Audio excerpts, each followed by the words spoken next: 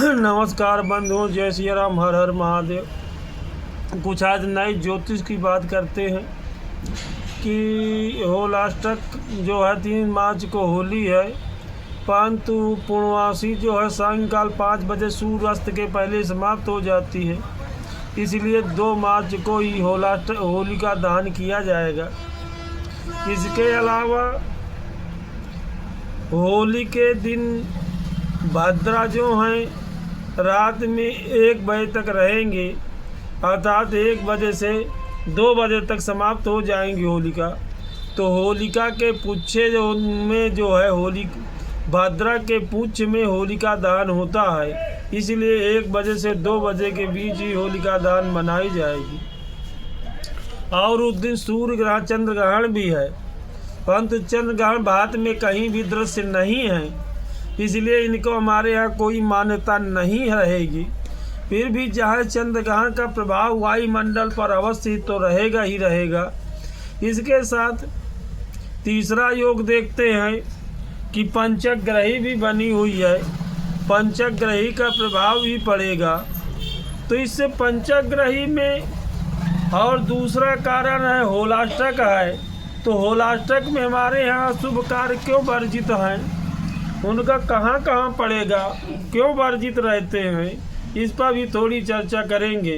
तो सबसे पहले घटने वाली इस माह में फागुन शुक्ल पक्ष में या चैत्र के शुक्ल कृष्ण पक्ष में किन किन घटनाओं से आपको बचना है, उनका प्रभाव कहाँ कहाँ पड़ेगा, इसके लिए भी जानते हैं।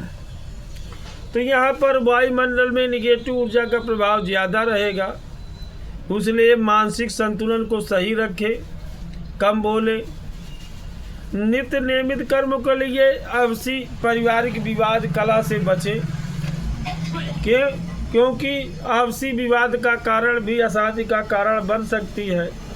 दूसरा कारण है, अगर मन साफ है तो कर्म भी साफ रहेंगे। तो इनके लिए उदर की शुद्धि होना जरूरी है, इसीलिए तिफला है, हरड़ है, गर्म पानी से सेवन करें तो कफ जनित या पित्त जनित रोगों से बचेंगे। तो तनाव शरीर में अशांति और संक्रमण से बचे रहेंगे। ठीक। दूसरा कारण है, भगवान शिव की आराधना करें।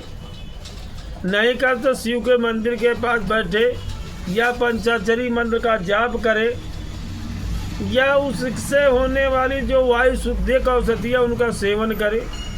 तो ऐसे उदर शुद्धि के लिए करेंगे तो बहुत कुछ इनसे बच जाए। दूसरा कारण है कि इस पाक में प्रगति पर अगर घटने वाली घटनाओं को देखें तो वहाँ भी संक्रमण दिखाई दे रहा है। बुध मंगल के साथ बैठा, इसलिए वायु का वेग भी बढ़ा रहेगा, कहीं कहीं अकस्मात बढ़े घटेगा, तूफान आने की संभावना जिसे कह सकते हैं।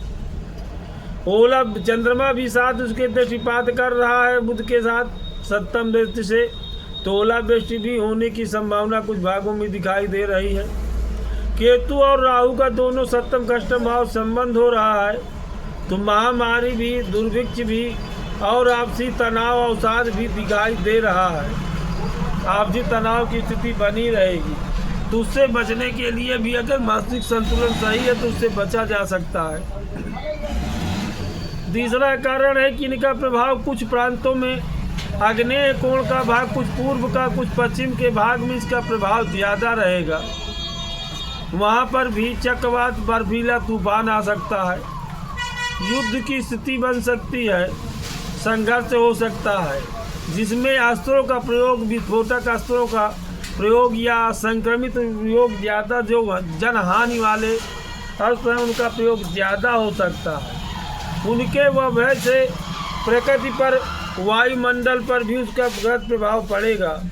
इसीलिए उसको संतुलित बनाए रखने के लिए भगवान शंकर की शरण में जाना जरूरी है। दूसरा कारण है, होलाष्टक के समय चंद्रमा शनि के कष्टक बना रहा है, इसलिए नेत्र रोग,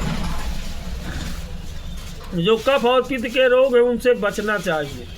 उनसे बचने के लिए नेत्रों को शुद्ध जल से धुले, गर्म पानी पिएं, पानी में हरड़ है, मेथी है, जमाइन है, आंवला है, गिलोय है, पुनर्नवा है, कुटकी है। जो शुद्ध शोधन वर्ग की औषधियाँ उनका सेवन करें जल के साथ या जल का अंश ज़्यादा ले तो आपकी शुद्धि के लिए लाभदायक रहेगा। इसके बाद चर्चा करें अगर राशिफलों की, तो राशिफलों किन किन राशियों में इस मास का कितना प्रभाव पड़ेगा और उसका कहाँ कहाँ प्रभाव पड़ेगा।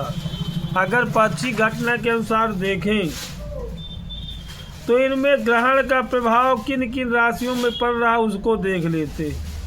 तो सिंह राशि से गुनेंगे तो केतु की दृष्टि जो है शनि के समान होती है, तो शनि अपने से तीसरे देख रहा है तुला राशि वालों के लिए।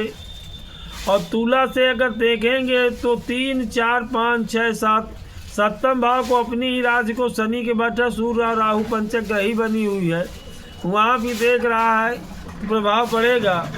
और मेघ राशि पर प्रभाव पड़ेगा। तो किन किन राशियों पर पड़ेगा? तुला राशि पर सीधा दृष्टि सबसे ज़्यादा प्रभाव मेघ राशि वालों पर पड़ेगा इसका। ठीक, केतु सिंह का बैठा हो तो विवादात्मक स्थिति और संक्रमण से इन राशि वालों को ज़्यादा बचना चाहिए। दूसरा कारण वहाँ से अगर तीसरा योग चक्र में देखें चंद्रमा केतु के अनुसार, तो सबसे ज़्यादा मकर राशि पर, मीन राशि पर और कन्या राशि पर भी प्रभाव की स्थिति दिखाई दे रही है।